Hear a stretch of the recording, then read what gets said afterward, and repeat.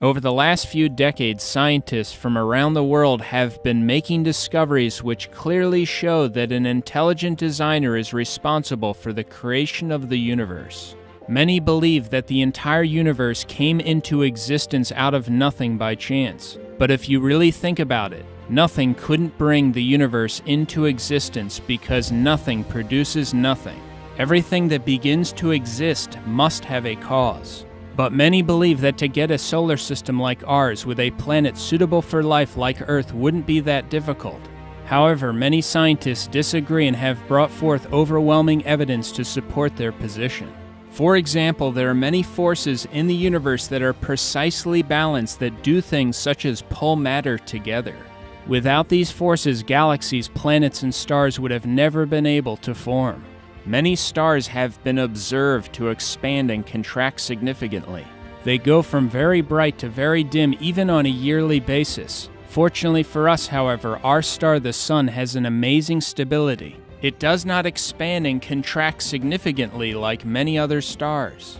If our Sun did expand and contract like these other stars, it would be catastrophic to life on Earth. Some stars will actually explode violently into a supernova. The debris from these explosions are called supernova remnants. According to many evolutionists, this debris should be visible with telescopes for millions of years. According to scientific research, galaxies similar to our galaxy experience a supernova on average about every 26 years.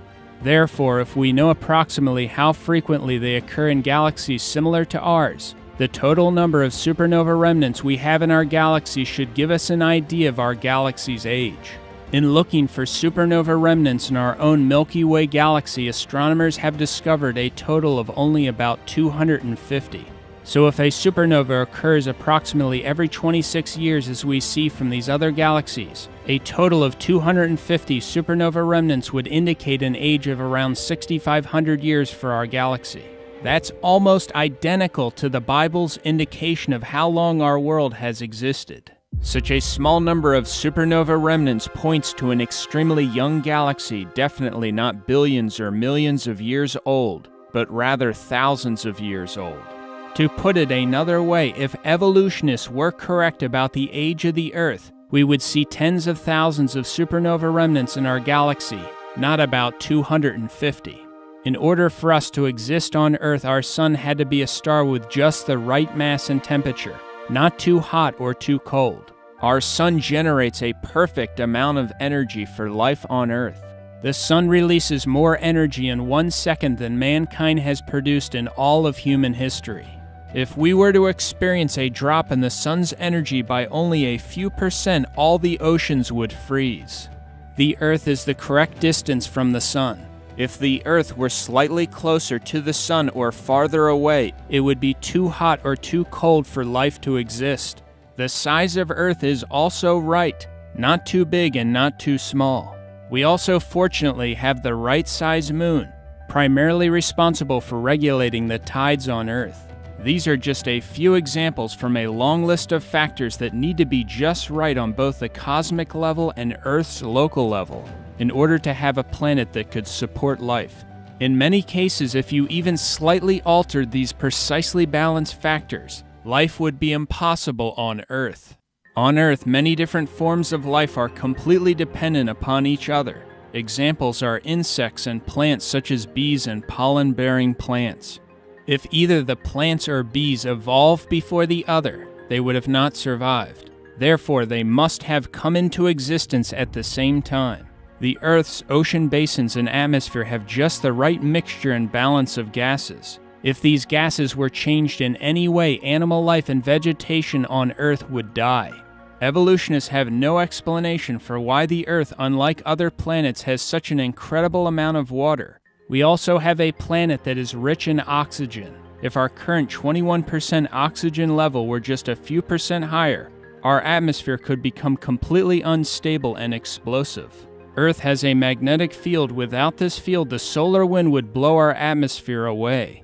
Earth's atmosphere blocks harmful sunlight, while at the same time it allows sunlight that is useful for life. Plants require large amounts of sunlight to exist, and a human being's richest source by far for vitamin D is sunlight. When sunlight hits the skin, vitamin D is produced by the body. A lack of vitamin D has been directly linked to many health problems. The Earth's atmosphere also happens to be transparent. This conveniently allows us to view other planets, stars, and things like eclipses. A total solar eclipse is only possible because the sun is 400 times larger than the moon and is about 400 times farther away from the Earth. The result is that during a total solar eclipse from Earth, the sun and the moon appear to be the same size, creating a perfect match. And it is only because of these total solar eclipses that we have been able to make scientific discoveries that otherwise could have never been made.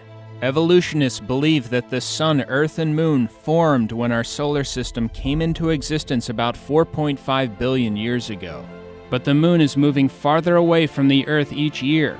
So if the moon were too far away or too close to the Earth at the time humans existed, observers on Earth would never see the event of a total solar eclipse. Thus, according to evolutionists, the incredible total solar eclipse spectacle could only be seen in a tiny window of time in the solar system's existence. Isn't it interesting that humanity happens to exist on Earth during the very period of time when we could witness the event of a total solar eclipse? Another major problem for evolutionists is that the moon would have been extremely close to the Earth in the past. In fact, the moon would have gotten so close that it would have hit the Earth in far less time than 4.5 billion years ago. Evolutionists claim that our solar system emerged from a cloud of swirling dust. Therefore, the composition of the various planets and their temperature should be similar to one another, but they are not.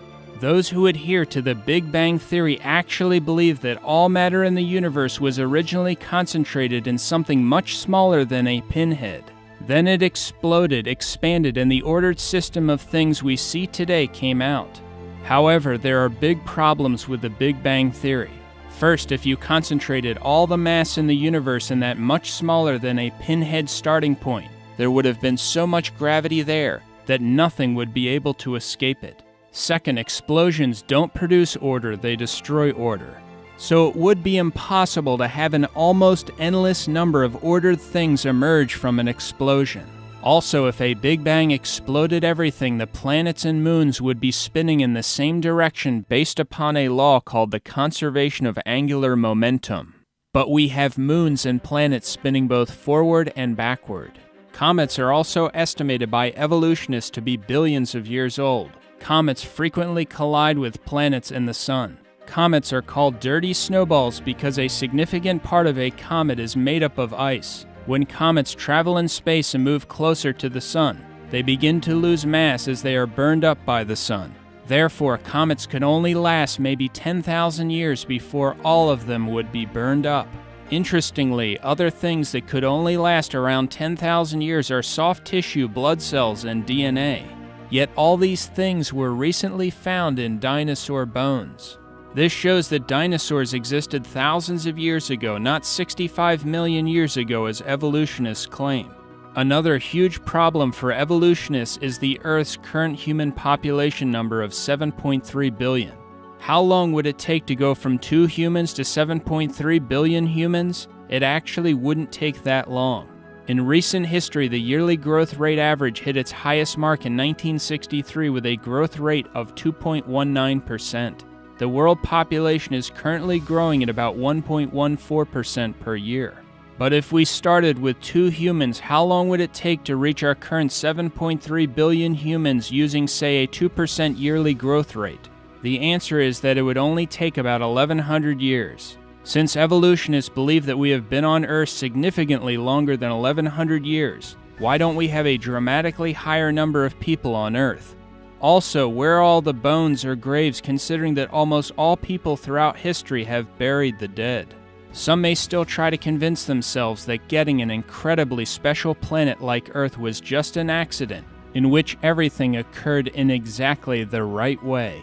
But even if someone believed this, how would life begin on Earth when it is a fact that life can't come from non-life? All living things on Earth are made up of cells, so what are the chances that even a first cell could have accidentally formed? About 150 years ago, when Charles Darwin was alive, the cell was considered to be something like a simple, unsophisticated microscopic blob of jello. As a result of recent discoveries, however, we now know just how amazingly complex these extraordinarily small cells are. The adult human body contains 100 trillion cells of various sizes. 10,000 average-size human cells could fit on the head of a pin, and every single cell contains information equivalent to about 4,000 books. The information for all the cells in one adult in book form would completely fill the Grand Canyon more than 75 times. The cell is similar to a supercomputer but microscopic in size. The cell could also be viewed as an amazingly miniature city, with an elaborate network of connected assembly lines with numerous molecular protein machines carrying out different tasks which make the cell work. For example, in the cell there are little molecular trucks that travel over microscopic highway-like structures carrying materials around the cell. One example of a molecular machine in the cell is the flagellar motor that some bacteria use to swim. It is a molecular rotary motor that has a whip-like tail that can operate at up to 100,000 revolutions per minute. This is a picture of the flagellar motor magnified more than 50,000 times. It is 1/100,000th of an inch long. 8 million of these tiny motors would fit inside the cross-section of a human hair. You can see the details of its construction. It is made up of 30 different protein parts. It looks like it was designed by an engineer. The flagellar motor is extremely similar to an electric motor. Rotating forward and backward, the flagellar motor drives a bacterium through extremely sticky liquid conditions. As a result of the flagellar motor, a bacterium's top swimming speed is estimated to be the same as a human swimming at 60 miles per hour. If that doesn't sound impressive to you, consider that the fastest swimming speed of a human ever recorded was about 5.5 miles per hour. Thus, the bacterium using the flagellar motor can move about 11 times faster than the fastest human swimmer ever recorded. All 30 distinct parts of the flagellar motor are essential. So if you remove one of the parts, it will not work at all, and the bacterium will die. The flagellar motor is similar to a mousetrap. For a mousetrap to work, you need all the different parts, and if you remove one of the parts of the trap won't work at all. The construction process of the flagellar motor requires all 30 different interacting parts to be assembled correctly and placed at the proper locations at the proper time. The construction process also requires instructions, translation, and feedback within the cell at both the beginning and end of the process. If all this does not happen, these amazingly tiny machines or their various individual parts will not be built or assembled correctly. But how would these numerous microscopic machines or parts know where to go and how to build things correctly in an evolutionary system? They wouldn't. It would be impossible. These facts refute and eliminate Darwinian evolution, which is, by definition, a blind, undirected process without either plan or purpose. Cells are mostly made up of proteins. A typical cell uses thousands of different kinds of proteins. To get even the simplest cell would take at least 600 different protein molecules. Proteins are made of amino acids. A single functioning protein is typically made from a chain of between 50 to 1,000 amino acids. Some proteins require a chain of thousands of properly sequenced amino acids. Every time a new amino acid is joined to a chain, it must form a chemical bond called a peptide bond in order to successfully join with the other amino acids in the chain. Left-handed and right-handed amino acids are produced with about the same frequency, but only left-handed amino acids can be selected for use in a chain to make a protein. Evolutionists do not have any idea why proteins only use left-handed amino acids. Every amino acid in the long chain also has to be a specific amino acid. There are 20 different types that can be selected, and they need to be placed in the correct order in the chain in order to form a protein. The amino acids are placed in the exact right order because of a molecule in the cell called DNA. DNA could be described as a master blueprint, information code, or special language that uses a 4-letter chemical alphabet. The chemical letters or code in DNA are the set of instructions for the cell's machines on how to correctly assemble amino acids in chains to build proteins. If the DNA is not present from the very beginning, the amino acids will not be correctly selected and placed in the proper order. As a result, a protein will never form and the cell will not survive. DNA can't function without at least 75 pre-existing proteins, but proteins are produced only by DNA. Since each needs the other, they must have come into existence at the exact same time by God. This fact eliminates evolution. A DNA fiber is only about 2/millionths of a millimeter thick. While DNA is not thick and is incredibly small, it is extremely long when uncoiled. In fact, if the DNA in just one of your cells were uncoiled, connected, and stretched out, it would be over 7 feet long. It would be so thin that its details could not be seen even under an electron microscope. If all the DNA in your body were placed end to end, it would stretch from here to the moon more than 500,000 times. If you took a set of DNA from every person who ever lived and placed it in a pile, it would weigh less than an aspirin. Yet the information storage density of DNA is many times greater than the most advanced silicon computer chip. Bill Gates described DNA saying, quote, "DNA is like a computer program, but far, far more advanced than any software ever created." But having the complex DNA instruction program is not enough by itself.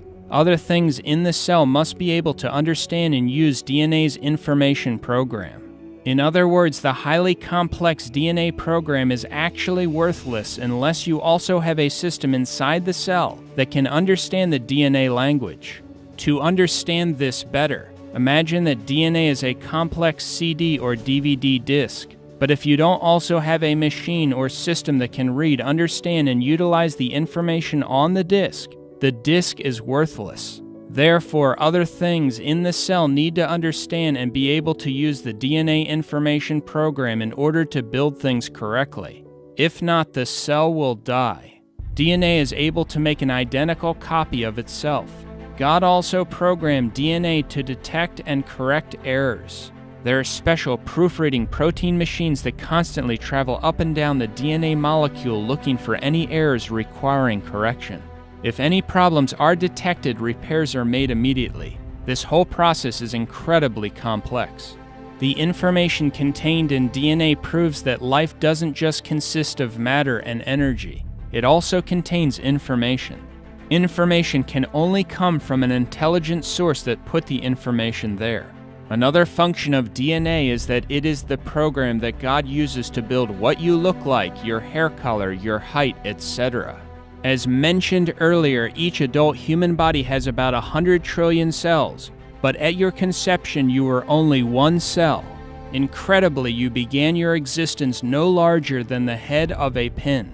Yet all the complex information that physically defined you and every organ in your body was there, contained in that one cell. Within 1 month of your conception, your eyes, ears, and lungs developed. Billions of new cells formed and your size increased by over 10,000 times. Shortly after the first month, the speed at which you were rapidly growing slowed down dramatically. If it didn't slow down and your speed of growth stayed the same, you would have weighed 3,000 pounds at birth.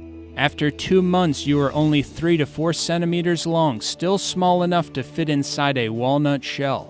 There is no evolutionary explanation for the incredible complexity involved in conception and birth, or even a reason for reproduction itself. Evolutionists believe the amazingly complex, radically different yet complementary reproductive systems for all the different kinds of life happen to develop by chance, completely and independently at the same time. Just a slight incompatibility in one of the two systems would make both reproductive systems useless, and life would become extinct.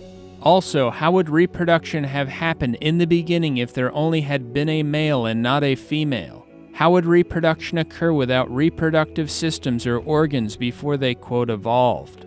According to evolutionists, humans evolved from land creatures which evolved from fish. But how would the first fish make it onto land and survive out of the water? How did the animals and human beings survive without having organs, limbs, and other things critical to life as these things were, quote, evolving? Also, not one transitional fossil has ever been discovered that shows one kind of animal evolving into another kind of animal. And the so-called missing link fossils, which some use to argue that apes evolved into human beings, have all been shown to be fully ape, fully human, or fake. Evolutionists also have no explanation for consciousness or for the origin of the immune system. For example, white blood cells attack bad bacteria in our body. White blood cells will actually search out and chase down bad bacteria on seek and destroy missions. In order to do this, they must have the programmed information that enables them to tell the difference between friend and foe. Unless all of this was in place and working from the beginning of life, a requirement that rules out evolution, bacteria and other agents of disease would have won, and we would not have survived. Evolutionists have no explanation for the extremely complex, yet perfect precision in which the body clots blood. Disaster can happen if blood doesn't clot at the proper time or in the proper place. If blood were to start clotting in the wrong place, for example, in your lung or in your brain, you could die. If blood began to clot too long after too much blood had drained or didn't cover the entire cut, you could die. If the blood clotting isn't restricted to the cut area alone, your entire blood system could solidify. Evolution has no explanation for blood clotting. For how would your body automatically know when and where to start the blood clotting process unless there is intelligent internal information to guide it? And speaking of blood, what came first, blood or the heart that pumps blood? Did skin evolve before blood? If so, how did it survive? The truth is that all these things had to be completely developed and present together from the beginning in order for humanity to survive. The 3-pound human brain is the most complex and orderly arrangement of matter in the universe. The adult human brain contains 10 to the 14th power. That's 100,000 billion electrical connections. That's more than all the electrical connections and all the electrical appliances in the world. On the back of your eyeball is the retina. It is less than 1 square inch. Yet that 1 square inch contains over 137 million light-sensitive cells, all of which are wired to the brain. The human eye can heal itself and is self-cleaning. The eye also has automatic focusing, enabling a person to distinguish millions of colors. If your eye were off even by a slight degree, you would see double. These facts are just some of the evidence that proves we were created by God. And we find clear evidence of God's creative power and intelligence not only in the design of man, but also in the incredible complexity of animals and insects. This is covered in detail in the video series Incredible Creatures That Defy Evolution. Some believe that the complexity of life in the universe can be explained by the possibility that an alien race created it. But do you really believe that aliens have the power to create the Earth? Or how about something the size of the sun? Over 1 million Earths could fit inside the sun. The sun is also very hot. So how would aliens go about putting the sun together and constructing it? How would they get close enough to the sun when building it? Or move away from it quickly enough without dying after starting it up? The conditions outside Earth and outer space are, according to the evidence, too hostile for life to exist. For example, prolonged exposure to the cosmic rays in outer space can be fatal. Just the temperature extremes in outer space would make almost any form of life either too incredibly hot or too cold. There are also poisonous gases, deadly radiation, gigantic explosions, extreme gravitational forces, and the lack of proper atmospheres and chemical elements for life to exist. Yet a large number of astronomers believe that life evolved on Earth and therefore, according to them, it must have also evolved on other planets in space. However, if this were true, many alien races on other planets much older than our own should exist. Some of them would be far more technologically advanced than we are. As a result, they would have sent a radio signal through space that we could pick up, or they would have reached us with their aircraft or robots. But we have never found any alien robots, any aliens, any alien aircraft, or any pieces of their aircraft. Here are some of the reported flying characteristics of UFOs. While in flight, UFOs will frequently change size, color, or shape. Multiple UFOs will merge into one UFO, and one UFO will instantly change into many UFOs. Many UFO witnesses have described these instant changes to the size and shape of UFOs by saying that the UFOs seemed as if they were alive. UFOs sometimes show up on photographs, but other times they do not. Most witnesses of UFOs do not report seeing an object or craft, but an unusual light moving around the sky. Sometimes UFOs instantly appear and disappear right in front of people, and will also pass right through the ground or physical objects. This type of behavior means that UFOs could not be from the material world, but would have to be some kind of spiritual phenomenon. Based on the observed activity of UFOs, many of the world's top UFO researchers no longer believe that UFOs can be from the material world. Also, most of the so-called UFO abductees can only, quote, remember their, quote, experiences after being put under hypnosis, proving that their so-called experiences with aliens were not real. These issues are covered in much more detail in my book, UFOs, Demonic Activity and Elaborate Hoaxes Meant to Deceive Mankind. If ETs really existed, it wouldn't take them very long to discover what they needed to know about Earthlings. As a consequence, they would have already taken us over, destroyed us, or revealed themselves clearly to humanity. The organization SETI, Search for Extraterrestrial Intelligence, has been scanning the skies for decades looking for intelligent life.